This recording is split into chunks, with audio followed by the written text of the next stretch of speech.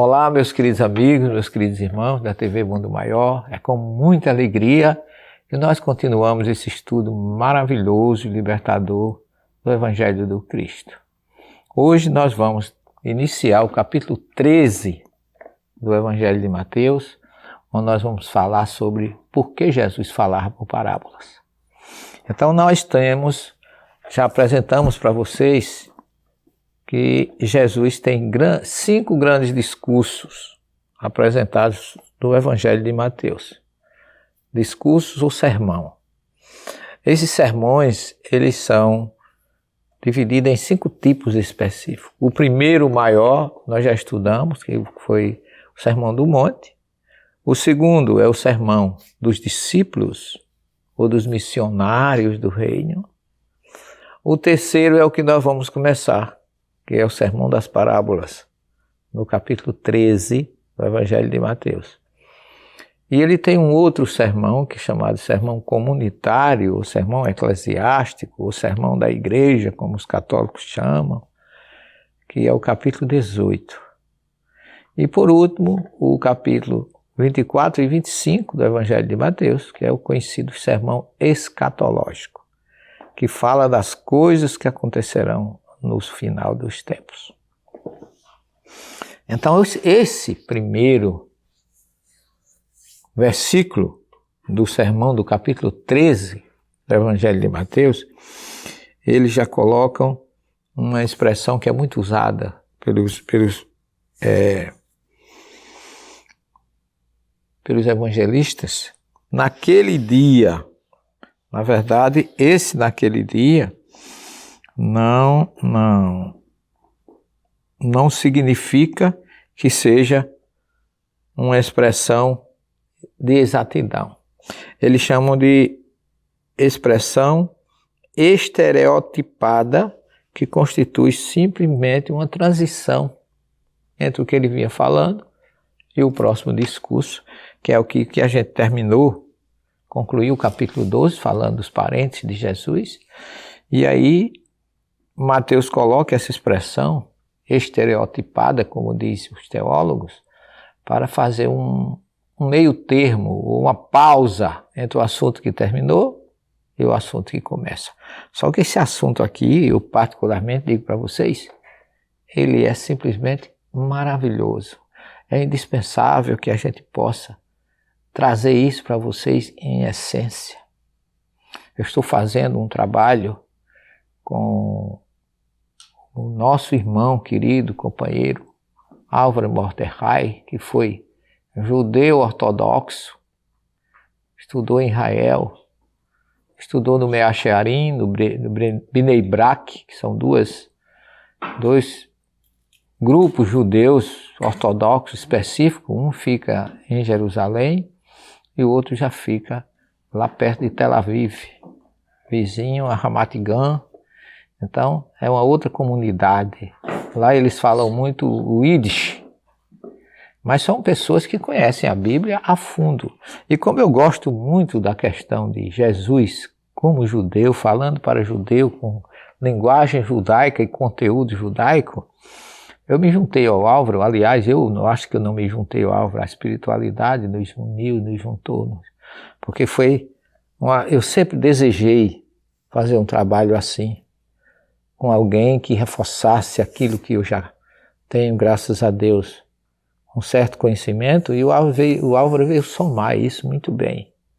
Porque ele, além de conhecer e falar bem o hebraico, ele é de família judia. O pai dele é judeu, a mãe é judia. E ele estudou nas grandes yeshivot, que é o plural de yeshivá, que são escolas rabínicas em Israel. Então ele tem um preparo muito bom para enriquecer toda essa busca que a gente faz aqui. E nós estamos reunindo isso numa coleção sobre as parábolas de Jesus na visão judaico-cristã.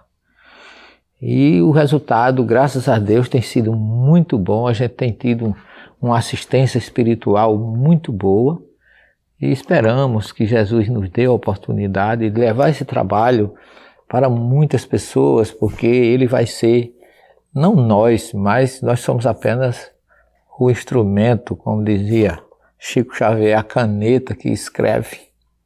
Por trás disso está um grupo espiritual muito bom, muito qualificado. E a gente humildemente se coloca diante dessa escolha, que nada é por acaso, e estamos felizes por poder estudar, particularmente porque eu conheço essa região toda. A gente está falando aqui, olha, naquele dia, como eu já falei, essa expressão estereotipada, diz assim: saindo Jesus de casa, sentou-se à beira-mar. Que coisa linda! Eu vejo na minha tela mental, porque eu já passei várias vezes nesse lugar.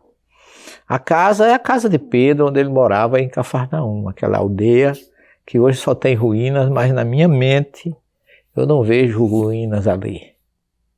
Eu vejo a semente do Evangelho, eu vejo a luz do Cristo surgindo daquele lugar e se espraindo, não é?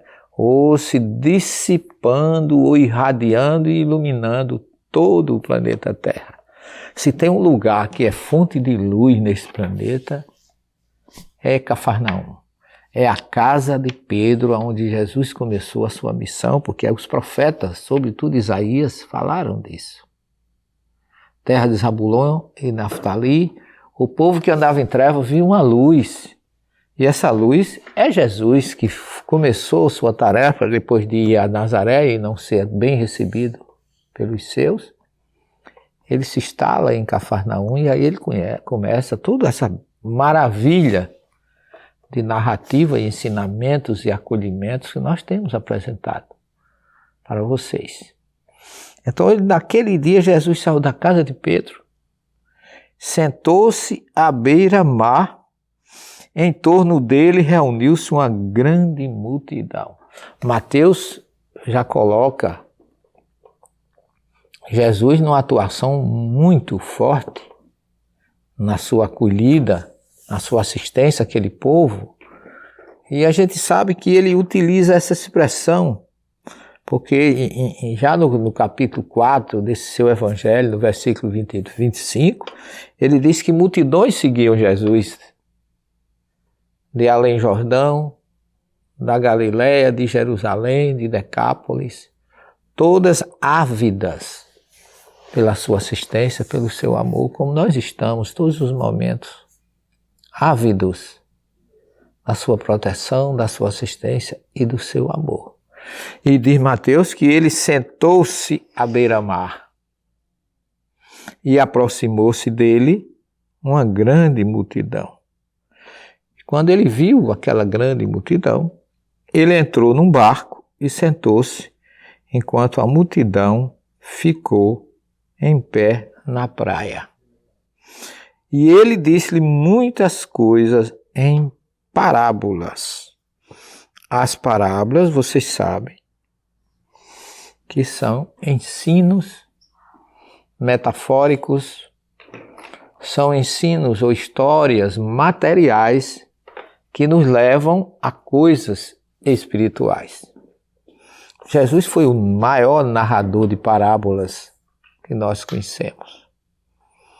Jesus acolhia, curava, mas quando ele falava, como diz o profeta, quando ele abria a sua boca, porque é uma expressão que a gente já falou disso quando falamos do início do Sermão do Monte, a sua boca saía ensinamentos ou luzes libertadoras para todos nós.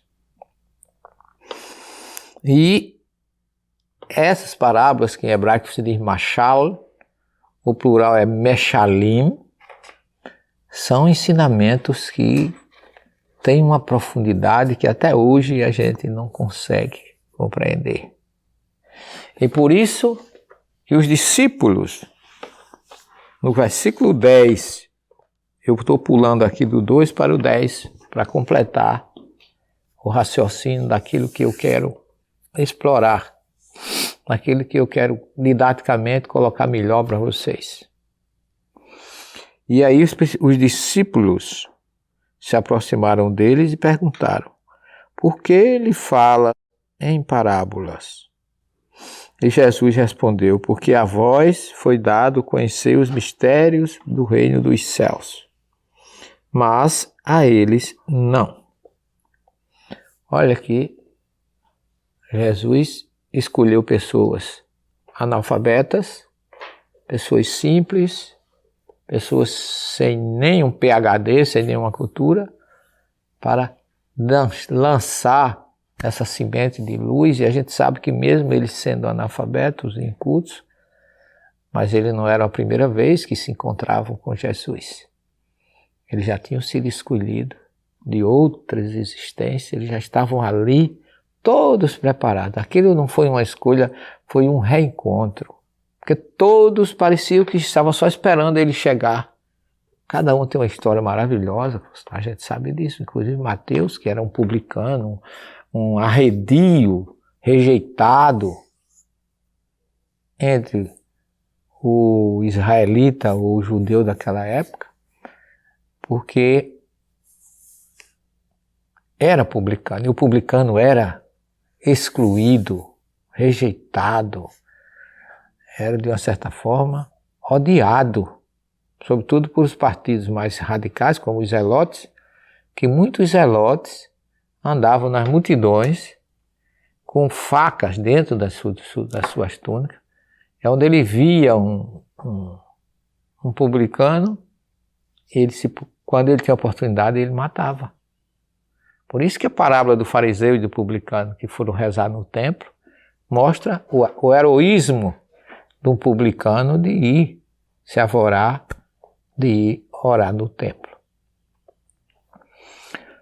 Mas eu queria fazer a vocês agora um pequeno intervalo para fazer uma convocação a você.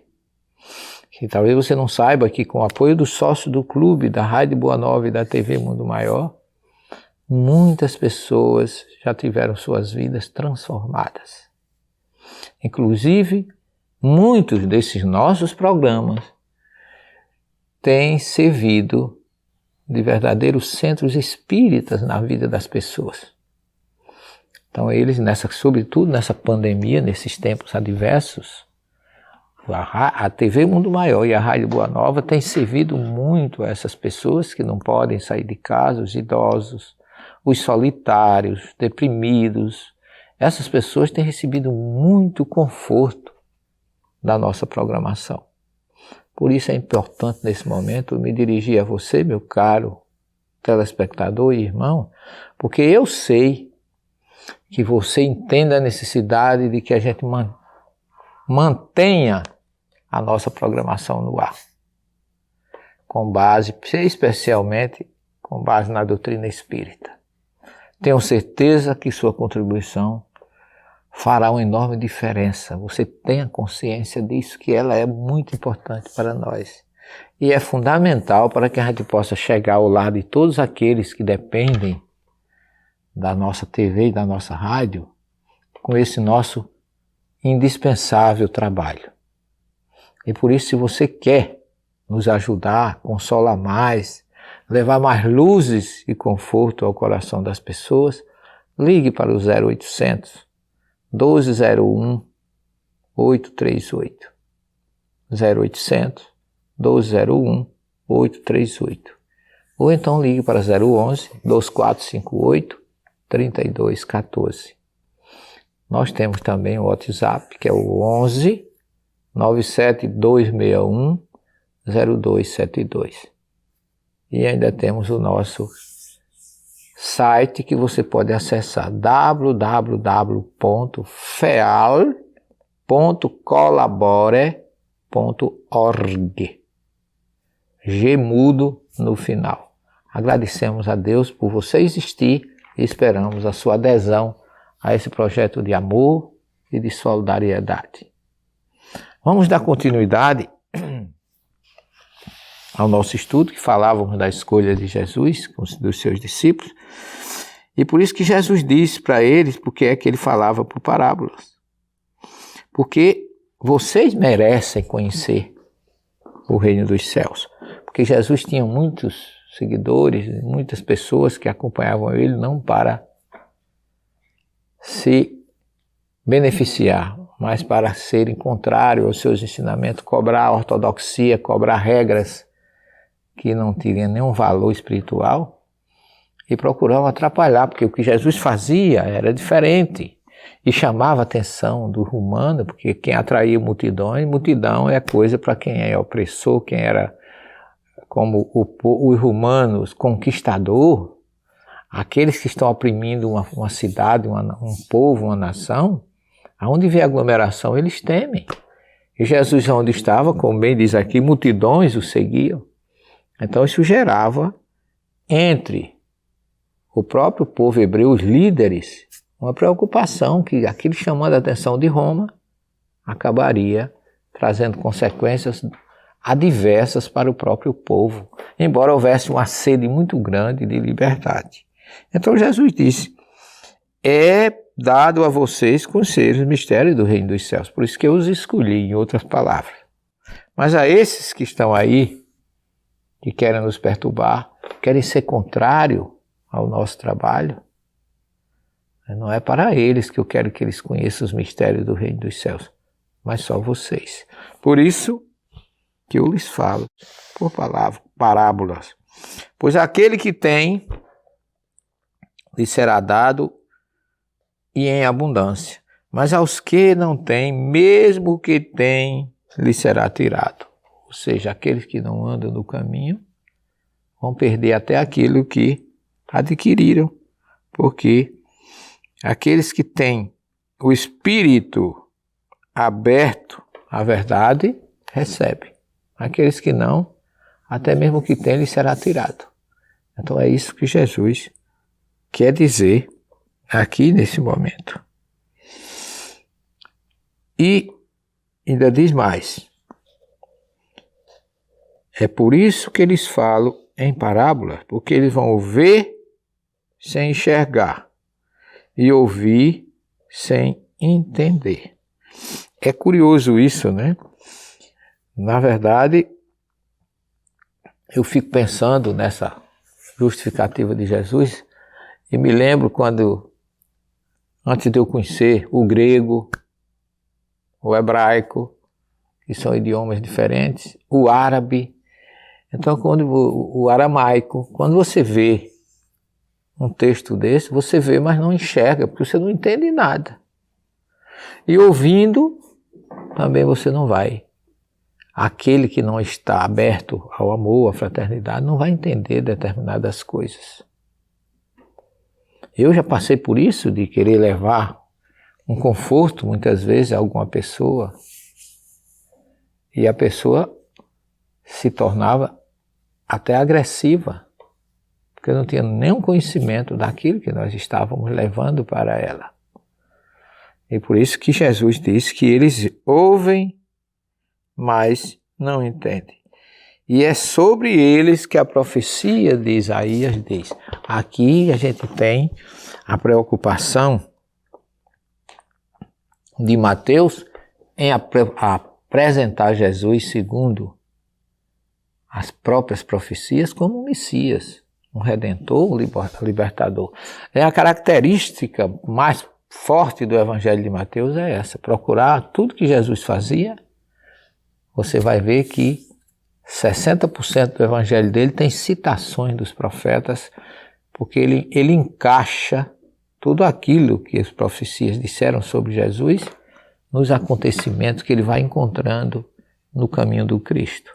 Por isso que o seu Evangelho, como eu já falei aqui, seu primeiro Evangelho que se perdeu, está chamado de Anotações de Mateus. Ele via essas coisas e ele ia anotando como um roteiro para a sua vida. Porque o profeta Isaías diz assim: certamente há vez de ouvir, e jamais entendereis. Certamente há vez de enxergar, e jamais vereis. Porque o coração deste povo se tornou insensível, e eles ouviram de má vontade e fecharam os olhos.